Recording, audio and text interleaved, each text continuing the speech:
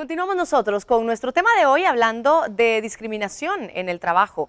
Hemos hablado también que cualquier tipo de discriminación, de problemas, de obstáculos que se les ponga a los trabajadores en general, pero específicamente a una mujer por ser mujer, porque está embarazada, porque necesita su periodo de lactancia, porque es mujer nada más, porque se da el acoso sexual, el acoso laboral, es una forma de violencia, es violencia, y por eso lo queríamos plantear, porque hay muchos casos que nos han llegado a producción contándonos de estas injusticias que se viven, y es el caso que quiero presentarles a continuación. Por protección la vamos a llamar solamente Irene. Te damos la bienvenida, Irene. ¿Cómo estás? Bien, muchas gracias. Gracias a ti por estar con nosotros y por ser valiente de contarnos un poco de tu caso. Tú ya no estás en esta empresa en donde estuviste en una maquila, ¿cierto? Cuéntanos un poquito qué fue lo que pasó. ¿Cómo fue este proceso en donde te diste cuenta que estaban explotándote, abusando de ti y discriminándote? En primer lugar, entré en el 2011 y me amenazaron, me dijeron un montón de cosas y me dijeron que no iba a tener derecho a X, que no iba a tener prestaciones. De entradita ya te la pusieron mal, digamos. Sin embargo, te hacían trabajar horas extras sin pagarte. Tengo entendido que te quitaban tu gafete para que no pudieras tú registrarlo y decir que tú no llegaste y no pagarte eso que te correspondía, a pesar que la jornada era de 7 a 7 y a veces hasta las 11 de la noche. ¿Cómo te sentías tú? A llorar. Me sentía mal. ¿Tú tienes familia, Irene? Sí. ¿Sí? Pero no están conmigo mis papás. Y de repente, en esta historia que tú nos comentabas, te viste en la necesidad de buscar ayuda médica porque empezaste a sentirte muy mal. Cuéntanos un poco. Yo, en primer lugar, me sentí mala. Pedí permiso, certificado, 4 veces y me lo negaron. ¿Y por eso no fuiste a buscar la ayuda médica? ¿O sí saliste igual?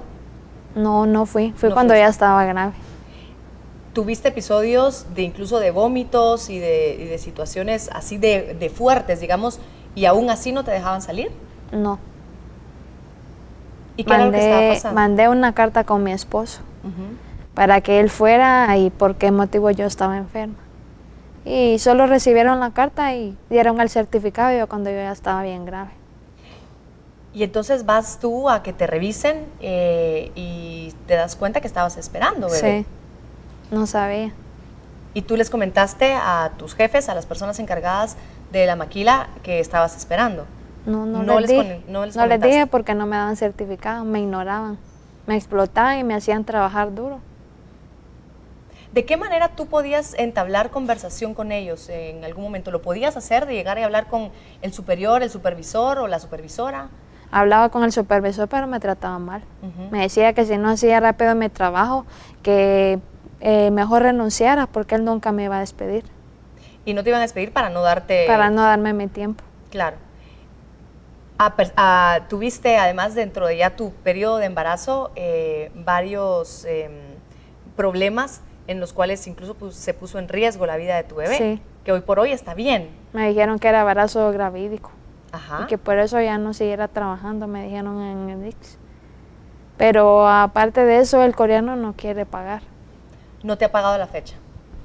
¿Y qué fue lo que sucedió? ¿Cómo fue tu salida de esta maquila? Pues ahorita fue porque me puse grave. Por eso me salí. ¿Hace cuánto tiempo fue eso? Ahorita el 14 de mayo. Acaba de ser, hace unos meses nada más. Y entonces, ¿cómo consta en sus registros, digamos, que tú saliste? ¿Tú tuviste que dejar de llegar? ¿Te despidieron al fin? ¿Cómo pasó? Forzadamente, sí. ¿Te hicieron firmar de que tú renunciaste? Sí, me hicieron firmar un papel. ¿Y tú en algún momento pediste ayuda a alguien más fuera de la organización? ¿Alguna asociación? ¿Buscaste algún abogado?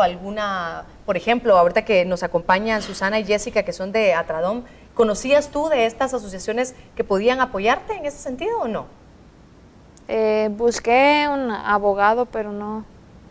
O sea, estaba en trámite de eso, pero ya no podía hacer nada, porque me dijeron que tenía que esperar. ¿Qué tenías que esperar? Y fui con el Ministerio de Trabajo y me dijeron que ellos no podían darme mi tiempo, porque no saber si creerle al coreano o a mí. Qué complicado. Y me dejaron cita para el 11 de septiembre. Yo lo único que les dije es que no podía esperar. Lo que quería que el coreano me pagara y el coreano no se presentó. Ante el Ministerio de Trabajo. Ajá. Me ignoró y no me dijo nada, solo me dijo, yo no te puedo pagar eso porque no te creo, me dijo.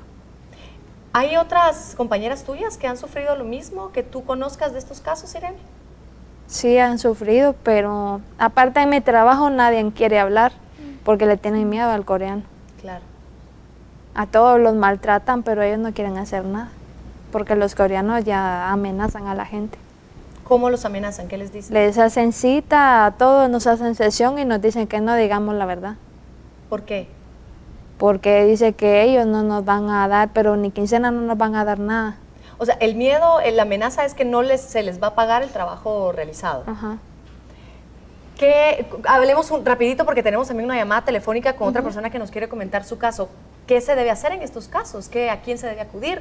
Acudió al Ministerio de Trabajo y aparentemente no avanzó. No tenemos con exactitud el punto de vista del Ministerio de Trabajo, digamos, como para que nos diga qué fue, pero qué es lo que ustedes ven en este caso. Bueno, realmente acá habría ya, con la negatividad del empleador, habría que pasar ya a la parte judicial. Dar por agotada la vía administrativa, que es la parte que le compete al Ministerio de Trabajo, y a ir a tribunales, ¿verdad? ¿Quién le apoya en esto? Porque incluso si a mí me dices que todo esto, yo no tengo idea cuál es el proceso normal, qué tengo que hacer, hacia dónde tengo que ir, hacia dónde tengo que avanzar. Bueno, nosotros dentro de la organización hemos desde el 2011 estamos empezando a trabajar lo que es esa parte jurídica, dando el acompañamiento y la procuración dentro de los casos. Nosotros abordamos, como ya en algún momento lo mencionamos, los casos que son de maquila, trabajadoras del campo y trabajadoras del hogar, ¿verdad? Realmente este tipo de denuncias son muy frecuentes dentro del Ministerio de Trabajo, pero por el mismo temor de la gente y la misma necesidad, porque el hecho de que yo venga y denuncie al empleador y diga lo que está pasando, eso me lleva a que yo pase a ser parte de listas negras y de ahí depende también el sustento de mi familia. Claro, lamentablemente acá en Guatemala se trabaja para sobrevivir. Entonces, si no tengo esa cuestión, y esa es esa parte. Mejor me aguanto, mejor me callo, pero aseguro que mis hijos tengan que comer. Y no importa si me tratan mal, pero esa es esa situación en la que hay que cambiar. El hecho de que nosotros tengamos la necesidad, tenemos que recordar que sin nosotros los empresarios tampoco pueden sacar a flote sus empresas. Ellos pueden tener el capital, pero nosotros tenemos la mano de obra. Y es importante ir rompiendo ese silencio. Es difícil en principio porque se necesita esa parte del empoderamiento. Claro. El conocer que tengo derechos y no solo las obligaciones, que es lo que siempre nos dicen. Claro. Usted tiene que obedecer, su obligación es esto, pero jamás nos dice que tenemos derecho. Y buscar el acompañamiento. Nosotros desde Atradón pues tratamos de hacer esas partes, esa parte de procuración y parte que tendría que hacer el Estado, pero no lo hace, ¿verdad? Por esa falta de voluntad política, dentro de los recursos que tenemos. En algún momento son limitados, pero tenemos toda la disposición de poder ayudarlas, ¿verdad? Igual la compañera sí puede abocarse con nosotros, claro. Y si podemos entrar a conocer el proceso y apoyar el proceso, pues yo sé que de alguna forma nosotros allá en la oficina lo vamos a hacer, ¿verdad? Excelente, y muchas gracias. Así que te dejo en buenas manos para que puedan acompañarte un poquito más. Me da gusto también recibir vía telefónica a Teresa. Teresa, ¿nos escuchas? ¿Qué tal? Buenas noches. Buenas noches, Tuti, que Dios te bendiga. Pues gracias a Dios, hasta la fecha me encuentro bendecida, porque estoy bien, estoy con salud, tengo bien a mis hijos y el Señor me ha guardado de todo mal. Teresa, también hemos decidido, y también tú lo has solicitado, proteger tu identidad, porque tú estuviste elaborando, y si bien no es el mismo caso, digamos, del de Irene que escuchaste hace un momentito, viviste una discriminación muy fuerte por parte de tus compañeros hombres, porque el trabajo que tú desarrollabas de alguna manera se ha catalogado como masculino, ¿cierto? Así es, Tuti. En una área de mi vida desempeñé trabajo como taxista. Durante aproximadamente unos 4 años estuve trabajando. Fue muy difícil para mí porque no había aceptación de parte de mis compañeros taxistas. Ellos me sacaban de donde yo iba. Yo quería ir a buscar carreras porque trabajaba en taxis rotativos y cuando no había nada pues me acercaba. Por decirte una situación que viví, llegué a Trébol, no había ninguna carrera en todo lo que yo recorrí. Allí sí había, en ese entonces estaban estacionándose los buses del sur, ahí en Trébol, y había un buen grupo de compañeros taxistas. Al momento de verme me empezaron a gritar que me fuera, que no querían mujeres, que largo. En esa ocasión tuve que tener mucho valor, bajarme y defender mis derechos, decirles de que yo estaba trabajando honradamente y que necesitaba también alimentar a mis hijos al igual que ellos.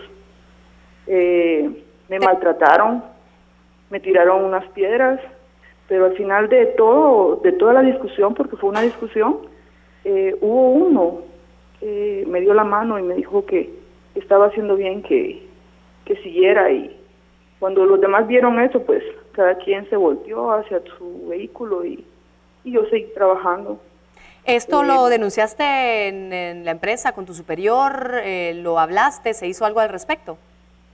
Fíjate, Tuti, que no, porque cuando uno trabaja en taxis, no es una empresa fuerte. No es como los taxis amarillos y los taxis verdes, no, son taxis así particulares. Es particulares, ajá. Son rotativos, pero no tienes jefe. Ya. Ajá.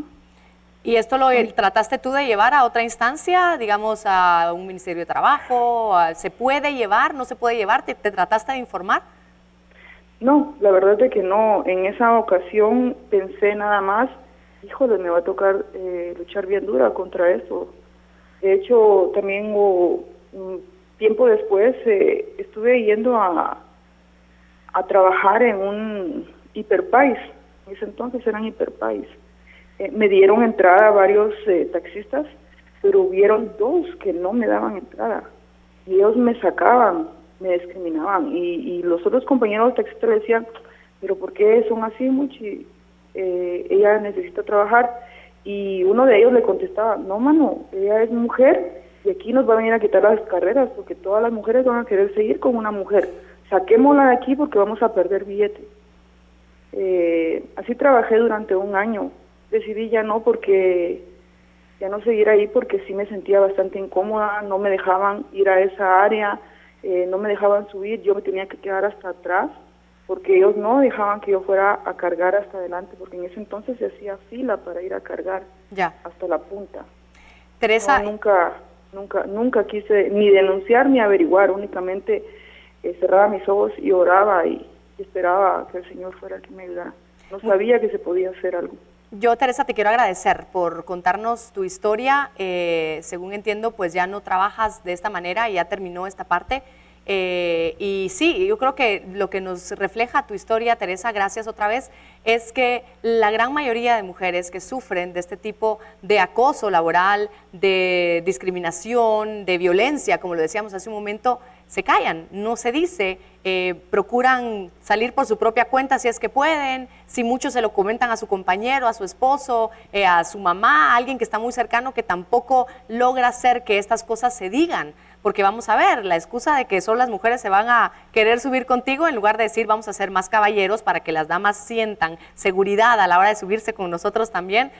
Digo, hay una gran diferencia, ¿no? Pero que quiero agradecer, Teresa, y rápidamente, antes de irnos al corte, quisiera que ustedes me comentaran qué se hace en estos casos, por ejemplo, como el de Teresa, en donde ella estaba por su propia cuenta, no está bajo una empresa, digamos, bajo un jefe.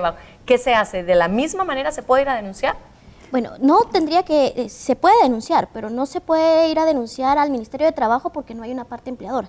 ¿Entonces sería el Ministerio Público? Tendría que ser al Ministerio Público en la cuestión porque eso ya venía a ser agresiones, ¿verdad? Eran agresiones, entonces tendría que haberse ido al Ministerio Público por la rama civil o la rama penal.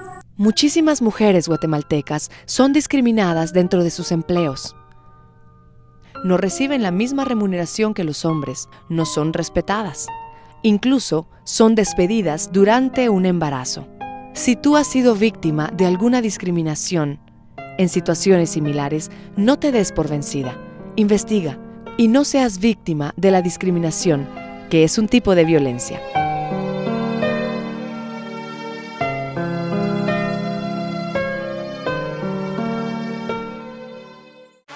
Al volver.